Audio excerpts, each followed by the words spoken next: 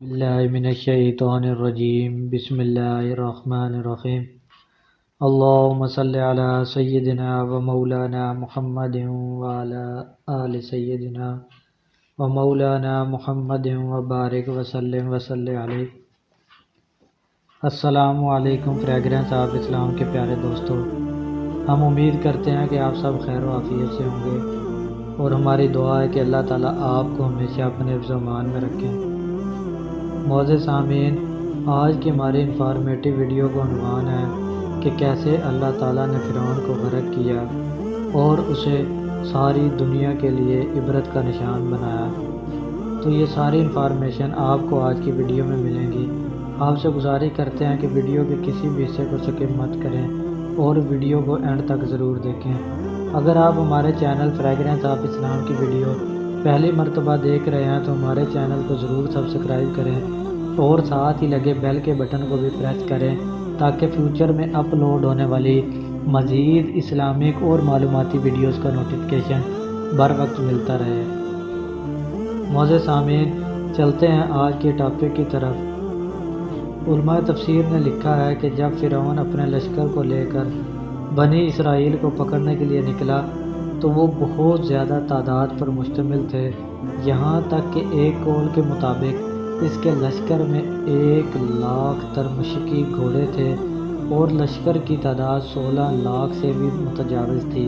اور بنی اسرائیل کی تعداد کے متعلق کہا گیا ہے کہ ان کی تعداد بچوں کے علاوہ 6 لاکھ کے قریب تھی۔ موسیٰ علیہ السلام کی معیت میں ان کے مصر سے نکلنے اور اپنے باپ یعقوب کے ساتھ مصر میں داخل ہونے کے درمیان 426 سال کا عرصہ بیت چکا تھا۔ فرعون اپنے لشکروں کے ساتھ بنی اسرائیل کو سورج نکلتے ہی جا ملا اور دونوں جماعتیں ایک دوسرے کے سامنے آئیں، کوئی شک و شبہ باقی نہ رہا، دونوں گروہوں نے ایک دوسرے کو اچھی طرح دیکھ لیا اور لڑائی اور جنگ کے سوا کوئی صورت دکھائی نہ دیتی تھی۔ اس خوف و ہراس کے عالم میں موسیٰ کے ساتھیوں نے کہا کہ ہم پکڑ لیے گئے، کیونکہ ان کے آگے راستے میں سمندر تھا اور ان میں غوطہ زن ہونے کے سوا کوئی چارہ نہ تھا، لیکن کسی میں اس کی طاقت و قدرت نہ تھی۔ ان کے دائیں اور بائیں جانب اونچے اونچے پہاڑ تھے جن کو سر کرنا ممکن نہ تھا، اور فرعون اپنے تمام لشکر اور ساز و سامان کے ساتھ سامنے کھڑا ہوا تھا۔ بنی اسرائیل انتہائی خوف و دہشت کی حالت میں تھے، کیونکہ وہ اس کی حکومت میں بہت سی ذلت و رسوائی اور اس کا مکروہ فریب برداشت کر چکے تھے۔ اب انہوں نے بے بسی کی حالت دیکھ کر اللہ کے نبی موسیٰ علیہ السلام سے شکوہ کیا، تو اللہ کے نبی صلی اللہ علیہ وآلہ وسلم نے فرمایا، ترجمہ: ہرگز ایسی بات نہیں، میرے ساتھ میرا رب ہے، وہ ضرور میری رہنمائی کرے گا۔ آپ لشکر کے پیچھے تھے، آپ آگے بڑھے سمندر کی طرف، اور سمندر ٹھاٹھے مار رہا تھا اور جوش اس کی جھاگ زیادہ ہو رہی تھی۔ آپ فرما رہے تھے کہ اس جگہ کا مجھے حکم دیا گیا ہے۔ آپ کے بھائی حضرت ہارون اور حضرت یوشع بن نون بھی ساتھ تھے۔ یوشع علیہ السلام کا شمار اس وقت بنی اسرائیل کے بڑے سرداروں، علماء اور عبادت گزاروں میں ہوتا تھا۔ موسیٰ اور ہارون علیہ السلام کے بعد اللہ تعالیٰ نے ان کی طرف وحی بھیجی اور ان کو نبی بنا دیا تھا، اور آپ کے ساتھ آل فرعون کا مومن بھی تھا۔ یہ سارے وہاں ٹھہرے ہوئے تھے اور ان کے کمالات کی وجہ سے سارے بنی اسرائیل ان کے سامنے سرنگو تھے۔ کہا جاتا ہے کہ مومن آل فرعون بار بار اپنے گھوڑے کو لے کر سمندر میں داخل ہوتا تھا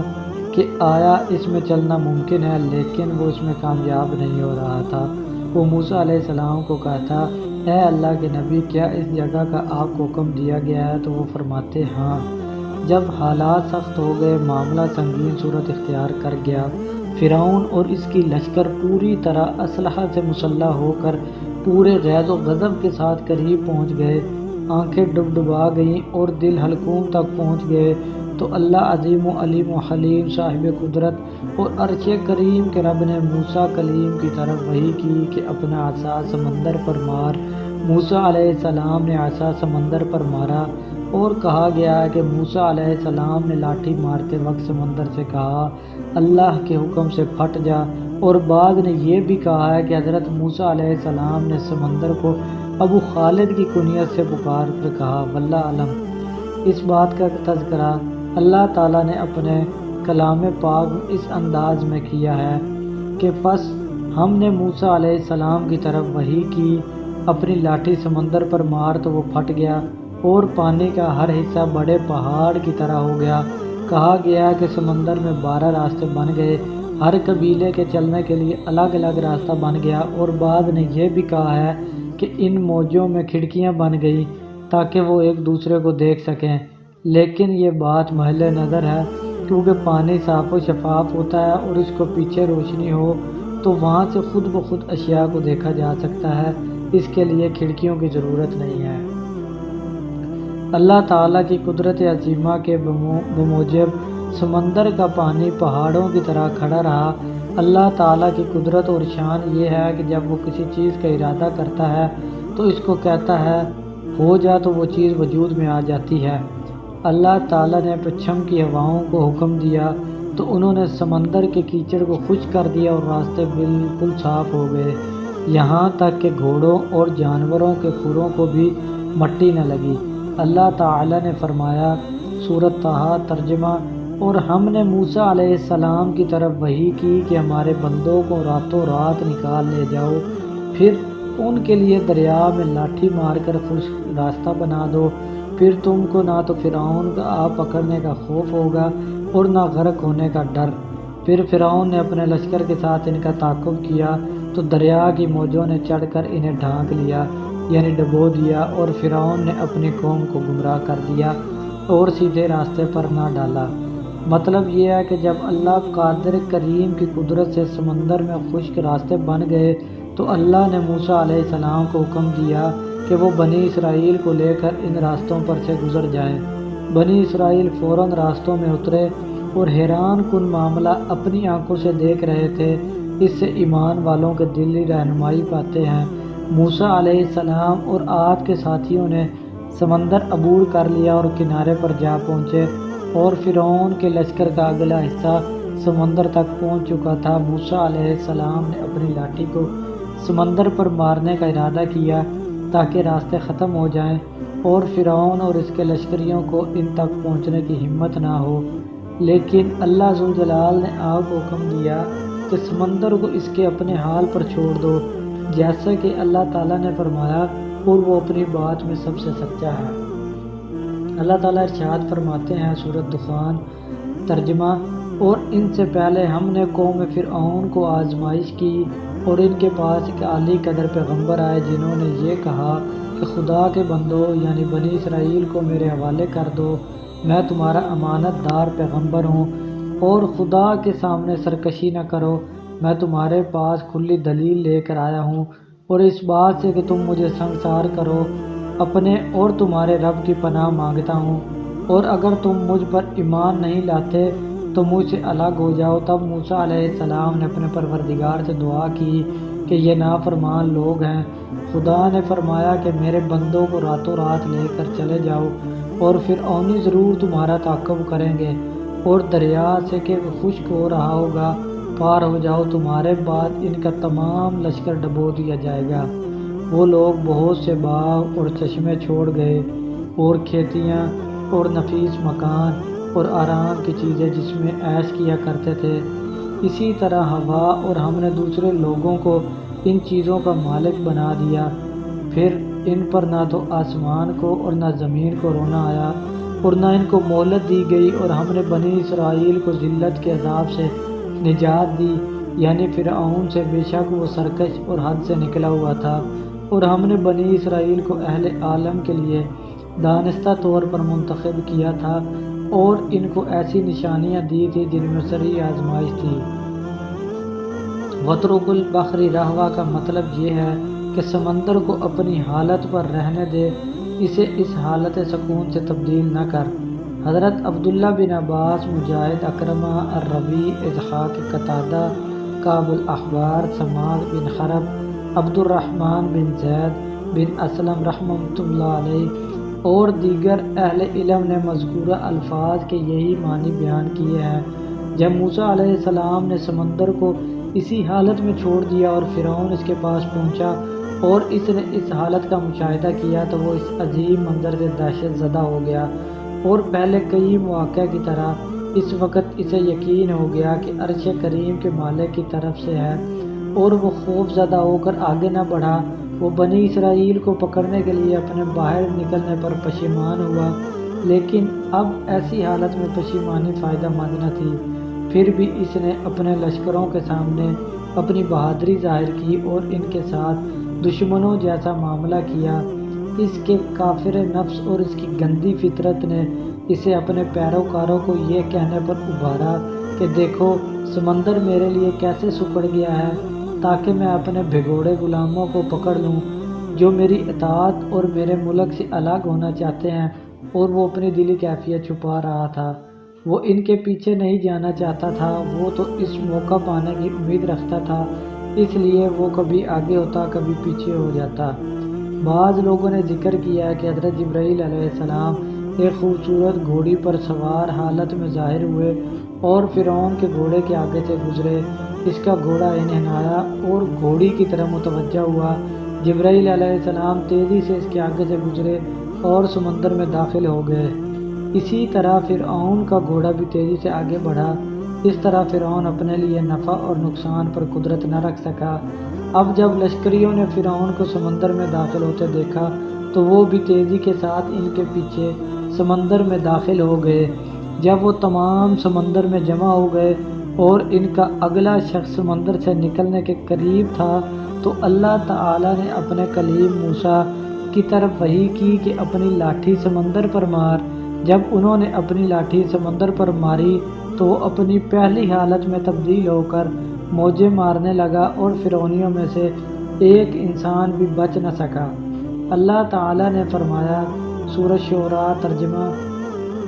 اور موسیٰ اور ان کے ساتھ والوں کو تو بچا لیا، پھر دوسروں کو ڈبو دیا۔ بے شک اس قصے میں نشانی ہے، لیکن یہ اکثر ایمان لانے والے نہیں ہیں، اور تمہارا پروردگار تو غالب اور مہربان ہے۔ اللہ تعالیٰ نے اپنے دوستوں کو بچا لیا اور ان میں سے کوئی بھی پانی میں غرق نہ ہوا، اور اللہ نے اپنے دشمنوں کو ڈبو دیا اور ان میں سے کوئی بھی زندہ نہ بچ سکا۔ یہ اللہ تعالیٰ کی قدرت عظیم کی دلیل ہے۔ اس سے معلوم ہوتا ہے کہ اللہ کے رسول نے جو شریعت اور سیدھے راستے لوگوں کے سامنے پیش کیے ہیں وہ حق اور سچے ہیں۔ اللہ تعالیٰ نے فرمایا، سورہ یونس ترجمہ: اور ہم نے بنی اسرائیل کو دریا سے پار کر دیا تو فرعون اور اس کے لشکر نے سرکشی اور تعدی سے ان کا تعاقب کیا، یہاں تک کہ جب اس کو غرق کے عذاب نے آ پکڑا تو کہنے لگا کہ میں ایمان لایا جس خدا پر بنی اسرائیل ایمان لائے ہیں، اس کے سوا کوئی معبود نہیں، اور میں فرمانبرداروں میں سے ہوں۔ جواب ملائکہ: اب ایمان لاتا ہے، حالانکہ پہلے نافرمانی کرتا رہا اور مفسد بنا رہا، تو آج ہم تیرے بدن کو دریا سے نکال لیں گے تاکہ تو پچھلوں کے لیے عبرت ہو اور بہت سے لوگ ہماری نشانیوں سے بے خبر رہیں۔ ان آیات میں اللہ تعالیٰ قبطیوں کے سردار فرعون کے سمندر میں غرق ہونے کے متعلق خبر دے رہے ہیں کہ جب سمندر کی موجیں اسے کبھی اوپر کبھی نیچے کر رہی تھی تو بنی اسرائیل اسے اور اس کے لشکریوں کو دیکھ رہے تھے کہ کیسے اللہ نے ان کو بڑے عذاب اور سخت سزا گرفتار کیا ہے۔ اللہ تعالیٰ نے بنی اسرائیل کو یہ سارا منظر اس لیے دکھایا تاکہ ان کی آنکھیں ٹھنڈی ہوں اور ان کے دل مطمئن ہو جائیں۔ جب فرعون کو اپنی ہلاکت کا یقین ہو گیا اور اسے گھیر لیا گیا اور اس پر موت کے بے ہوشی طاری ہو گئی تو وہ جھک گیا، اس نے توبہ کی اور ایمان لے آیا، لیکن یہ وہ وقت تھا جب کہ ایمان فائدہ نہیں دیتا، جیسا کہ اللہ تعالیٰ نے ارشاد فرمایا، سورہ یونس ترجمہ: جن لوگوں کے بارے میں خدا کا حکم عذاب قرار پا چکا ہے وہ ایمان نہیں لانے کے جب تک کہ دردناک عذاب نہ دیکھ لے، خواہ ان کے پاس ہر طرح کی نشانیاں آ جائیں۔ اور ایک مقام پر اللہ تعالیٰ نے فرمایا، ترجمہ: پھر جب انہوں نے ہمارا عذاب دیکھ لیا تو کہنے لگے کہ ہم خدائے واحد پر یقین لائے اور جس چیز کو اس کے ساتھ شریک بناتے تھے اس سے نامعتقد ہوئے، لیکن جب وہ ہمارا عذاب دے چکے اس وقت ان کے ایمان نے ان کو کچھ بھی فائدہ نہ دیا، یہ خدا کی عادت ہے جب اس کے بندوں کے بارے میں آتی ہے اور وہاں کافر گھاٹے میں پڑ گئے۔ اسی طرح موسیٰ علیہ السلام نے فرعون اور اس کے لشکریوں پر بد دعا کی کہ ان کے مال تباہ کر دے، یعنی اس وقت کہ جب ایمان ان کے کچھ فائدہ نہ دے گا اور یہ ان کے لیے ندامت کا سبب بن جائے گا۔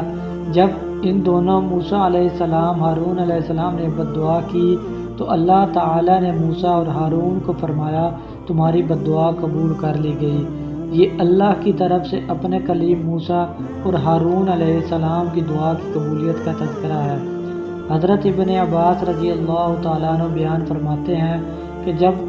جناب رسول صلی اللہ علیہ وآلہ وسلم نے فرمایا کہ جبرائیل علیہ السلام نے مجھے کہا کہ جب فرعون نے کہا میں ایمان لے آیا کہ کوئی معبود برحق نہیں مگر وہ جس کے ساتھ بنی اسرائیل ایمان لائے ہیں، تو کاش آپ اے محمد دیکھتے جب میں نے سمندر کی مٹی لے کر فرعون کے منہ میں ڈالی تھی کہ کہیں اللہ کی رحمت اس کے شامل حال نہ ہو جائے۔ ترمذی، ابن جریر، ابن ابی حاتم نے یہ روایت حماد بن اسلم سے مذکورہ آیت کے تحت ذکر کی ہے اور امام ترمذی نے اس حدیث کو حسن کہا ہے۔ ترمذی اور ابن جریر نے یہ روایت شعبہ کے واسطے سے بھی ذکر کی ہے اور کہا ہے کہ یہ حدیث حسن غریب میں صحیح ہے، اور ایک روایت میں ابن جریر نے اس روایت کے موقوف ہونے کی طرف اشارہ کیا ہے۔ اور حضرت ابن عباس کی ایک دوسری روایت میں یوں ہے کہ جب اللہ تعالیٰ نے فرعون کو ڈبویا تو اس نے اپنی انگلی سے اشارے کرتے ہوئے اسے اوپر اٹھایا اور کہا میں ایمان لے آیا کہ کوئی معبود برحق نہیں مگر وہ جس پر بنی اسرائیل ایمان لے ہیں۔ راوی نے کہا جبرائیل کو ڈر لاحق ہوا کہ فرعون کے بارے میں اللہ کی رحمت اس کے غصے پر غالب نہ آ جائے، تو انہوں نے اپنے دونوں پروں کے ساتھ مٹی پکڑی اور اس کے چہرے پر لگانی شروع کی اور اسے دفن کرنے لگ گئے۔ یہ حدیث اگرچہ بقول امام ترمذی حسن ہے لیکن اس کا متن منکر ہے کیونکہ فرشتے بھلائی کو ناپسند نہیں کرتے، نیز اس کی سند میں ایک راوی علی بن زید ضعیف ہے۔ رسول اللہ صلی اللہ علیہ وآلہ وسلم نے فرمایا کہ مجھے جبرائیل علیہ السلام نے کہا کہ اے محمد کاش آپ مجھے دیکھ لیتے جب میں اس فرعون کا منہ بند کر رہا تھا اور کیچڑ ڈال رہا تھا کہ کہیں اسے اللہ کی رحمت نہ پالے اور وہ اسے معاف کر دے۔ اس روایت کو ابراہیم تیمی، قتادہ، میمون بن مہران رحمہ اللہ علیہ نے اس روایت کو مرسل بیان کیا ہے۔ اس کے علاوہ دیگر سلف حضرات نے بھی۔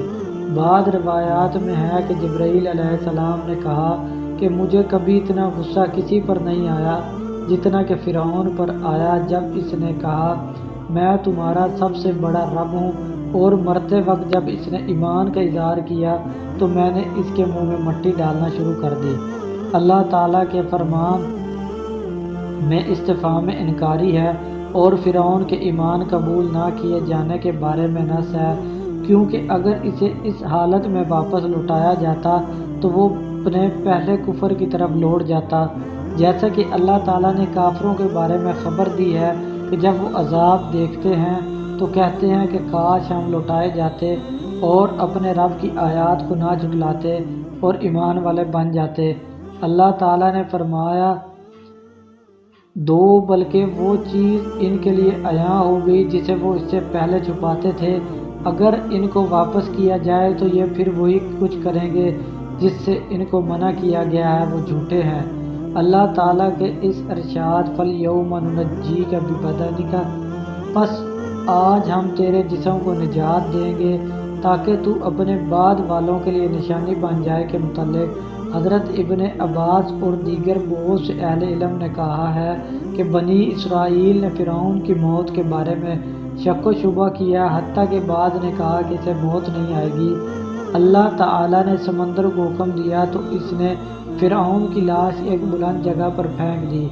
بعض نے کہا کہ پانی کی اوپر کی سطح پر آ گئی، بعض نے کہا کہ زمین کے ٹیلے پر پھینک دی، اور اس پر